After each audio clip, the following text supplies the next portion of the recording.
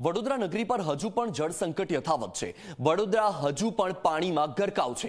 વડોદરાના અનેક વિસ્તારો હજુ પણ જળમગ્ન છે। વડોદરામાં જ્યાં જુઓ ત્યાં પાણી જ પાણી છે। ઘરના ઘર પાણીમાં ડૂબી જતા અનેક લોકો ફસાયા છે।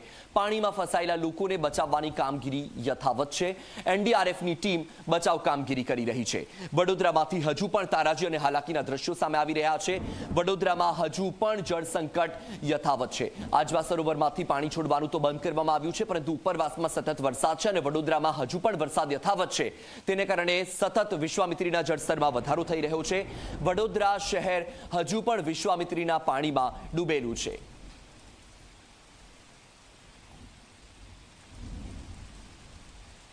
વડોદરાની વિશ્વામિત્રી નદીના પૂરના કારણે ભયજનક સ્થિતિ સર્જાઈ છે। અમદાવાદ વડોદરા હાઈવે પર પાણી ભરાયા। એનડીઆરએફની ટીમે રસ્તામાં ફસાયેલા 3 લોકોનું રેસ્ક્યુ કર્યું। પાણી ભરાતા અનેક વાહનો ફસાયા છે। રસ્તામાં ફસાયેલા લોકોને બહાર કાઢવામાં આવ્યા। વડોદરાની ધુમાડ ચોકડી નજીક દેણા ગામ અંદર જવાનો રસ્તો છે, ત્યાં શરૂઆતથી જ 8 થી 10 ફૂટ પાણી છે અને આપ જોઈ શકો છો હાલમાં એનડીઆરએફની ટીમ દ્વારા 3 લોકોને સહી સલામત બહાર કાઢવામાં સફળતા મળી છે। હજી પણ કેટલાક લોકો છે જેને લેવા માટે બીજી એક ટીમ પસાર થઈ છે। જે લોકો સુરક્ષિત બહાર આવ્યા છે આપણે તેમની સાથે વાત કરીએ। जी क्या नाम है आपका?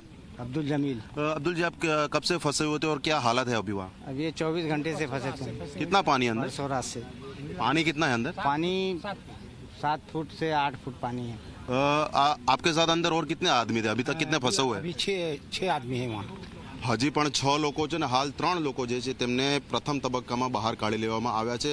અગાઉ જે વાત કરી હતી તે મુજબ લગભગ 8 થી 10 ગામ અંદરની તરફ પડે છે અને ટોટલ કેટલા લોકો હજી સુધી ફસાયેલા છે તેનો તંત્રને અંદાજ નથી, એટલે તબક્કાવાર બોટ જે છે તે અંદર જાય છે અને જે લોકો સુરક્ષિત રીતે બહાર આવી શકે છે તેમને લાવવામાં આવી રહ્યા છે। વડોદરાથી કેમેરા પર્સન મુકેશ ચૌહાણ સાથે અર્પણ કાયદાવાલા, ઝી મીડિયા। વડોદરા વાસીઓ માટે ચિંતાના સમાચાર। વડોદરામાં ફરી થયું વરસાદ શરૂ। ઠેર ઠેર વરસાદી પાણી ભરાતા મનપા તંત્ર મુશ્કેલીમાં મુકાયું છે। વડોદરા મનપાનું સર્વર ઠપ થયું છે। બીજી તરફ વડોદરાની વિશ્વામિત્રીનું લેવલ હજુ પણ ઘટ્યું નથી। હાલ વિશ્વામિત્રી નદી 36.50 ફૂટના લેવલે યથાવત છે। હરણી, સમા, કારેલીબાગ, અકોટા, વાસણા રોડ પર પૂરના પાણી ભરાયેલા છે।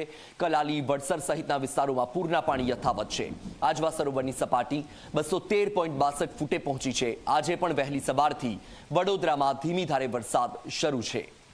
તો દ્રશ્યો તમે જોઈ રહ્યા છો વડોદરા માટે આ ચિંતાજનક સમાચાર છે, કારણ કે વડોદરામાં આજે સવારથી જ વરસાદ શરૂ છે। હજુ પણ વિશ્વામિત્રી નદી ભયજનક સપાટી છે તેનાથી ખૂબ જ ઉપર વહી રહી છે।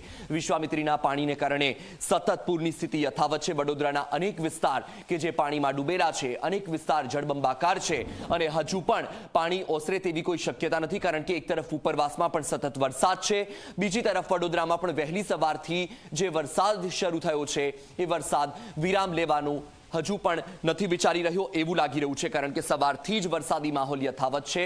આજવા સરોવરની સપાટી પણ 213.62 ફૂટે પહોંચી છે। તો વડોદરામાં વરસાદી માહોલ યથાવત છે। વિશ્વામિત્રી નદી પણ ભયજનક સપાટીની ઉપર વહી રહી છે। વડોદરાથી સંવાદદાતા રવિ આપણી સાથે લાઈવ જોડાઈ ગયા છે। રવિ, એક તરફ વિશ્વામિત્રી નદી તો ભયજનક સપાટી પર વહી જ રહી છે, જ્યાં વડોદરાવાસીઓ પ્રાર્થના કરી રહ્યા છે કે હવે વરસાદ ખમૈયા કરે અને પાણી ઓસરે, પરંતુ વરસાદ તો આજે વહેલી સવારથી જ ફરી શરૂ થઈ ગયો છે। શું પરિસ્થિતિ છે વડોદરામાં?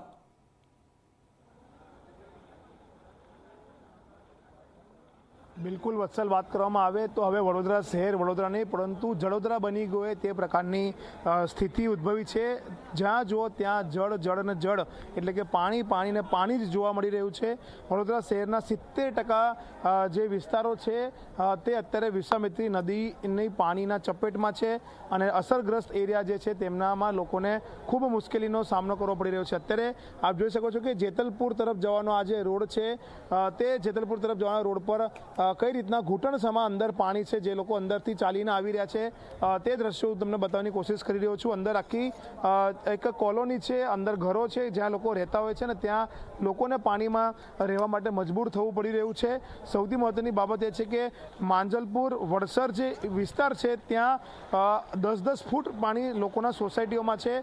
લોકો પોતાના ઘરેથી પ્રથમ માળે શિફ્ટ થઈ ગયા છે। તેવી રીતના હરની જે વિસ્તાર છે ત્યાં પણ જે સોસાયટીઓ છે તેમાં વડોદરામાં પણ એક માળ સુધી પાણી ભરાઈ ગયા છે, કારણ કે વિશ્વામિત્રી નદીની જે ભયજનક સપાટી છે તે 26 ફૂટ છે અને અત્યારે વિશ્વામિત્રી નદી 36.50 ફૂટે વહી રહી છે, એટલે કે 10.50 ફૂટ વધુ પાણી વિશ્વામિત્રી નદીમાંથી જે બહાર નીકળી રહ્યું છે તે આખા વડોદરા શહેરને ડૂબાડી દીધું છે। અહીંયા જે લોકો છે તેની સાથે વાત કરીશું આપણે। શું કહેશો, અંદર કેટલું પાણી છે? पानी इतना है भैया, अंदर बहुत पानी है, अंदर बहुत भरा हुआ है। हम लोग भी बाहर से आए हुए हैं, इधर फंसे हुए हैं बाढ़ में। कहाँ से आए आप? हम लोग मेरठ से आए। तो क्या कोई रास्ता नहीं है जाने का? कोई जाने का रास्ता नहीं है, रेल लाइन बंद पड़ा है पूरा। तो कुछ खाना पीना खाया है? नहीं, अभी कुछ नहीं खाया 2 दिन से, फंसे हुए। पॉकेट में जो मनी था वो सब खत्म, कुछ भी नहीं खाया 2 दिन कुछ से? नहीं खाया तो भैया, प्रशासन की ओर से कोई मदद? कोई मदद नहीं है। આપ ક્યાંથી આવ્યા છો? मैं जेदरपुरથી રહું છું। બહુ પાણી છે અંદર? બહુ જ પાણી છે, તો એ લોકોના ઘરોમાં પણ આવી ગયા છે બધાના ઘરમાં ઘૂંટણાથી ઉપર પાણી છે। અહીં અંદર? હા, તો જે રીતના આ જે નાગરિક છે તેમની સાથે વાત કરી, તેઓ કહી રહ્યા છે કે લોકોના ઘરોમાં ઘૂંટણ સુધી પાણી છે। એટલે વત્સલ, તમે સમજી શકો છો કે જમવાની બી તકલીફ છે અને બહાર જવાની બી તકલીફ છે, મેડિકલની બી તકલીફ છે। મેડિકલની પણ તકલીફ છે? જી, તો જમવાની તકલીફ છે, મેડિકલની તકલીફ છે। આ એક જણ જે ગાડી પોતાની જે બાઇક છે તે અંદરથી કાઢીને લાવ્યા છે, કારણ કે તેમની સાયલેન્સર જે બાઇકનું ઊંચું છે તેના કારણે તેમની બાઇક નીકળી ગઈ, બાકી તો 2 વ્હીલર તો આ પાણીમાં ચાલવાના જ નથી। એટલે કહી શકાય કે આ પરિસ્થિતિ છે વડોદરા શહેરની, કે જ્યાં નાગરિકો ત્રાહિમામ પોકારી ઉઠ્યા છે। કેન્દ્ર સરકારે મદદ કરી છે, આર્મીની એક ટીમ વડોદરામાં ઉતારી છે, એનડીઆરએફની 2 ટીમ વડોદરામાં કામગીરી કરી રહી છે, જ્યારે એસડીઆરએફ અને ફાયર બ્રિગેડ પણ લોકોના રેસ્ક્યુ કરી રહી છે। અત્યાર સુધીમાં 700થી વધુ લોકોનું રેસ્ક્યુ વડોદરા કોર્પોરેશનના ફાયર વિભાગ, એનડીઆરએફ, એસડીઆરએફે મળીને કર્યું છે અને હજુ પણ રેસ્ક્યુની કામગીરી યથાવત છે। જી બિલકુલ રવિ, આપની પાસેથી અપડેટ મેળવતા રહીશું। માહિતી સાથે જોડાવા બદલ આભાર। તો વડોદરામાં સતત વરસાદી માહોલ યથાવત છે। વડોદરામાં ભારે વરસાદના કારણે તારાજીના દ્રશ્યો સામે આવી રહ્યા છે।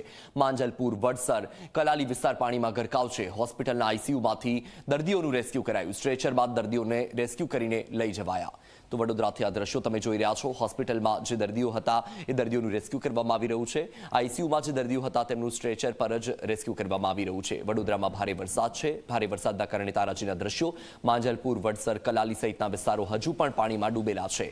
સતત વરસાદ હજુ પણ યથાવત છે।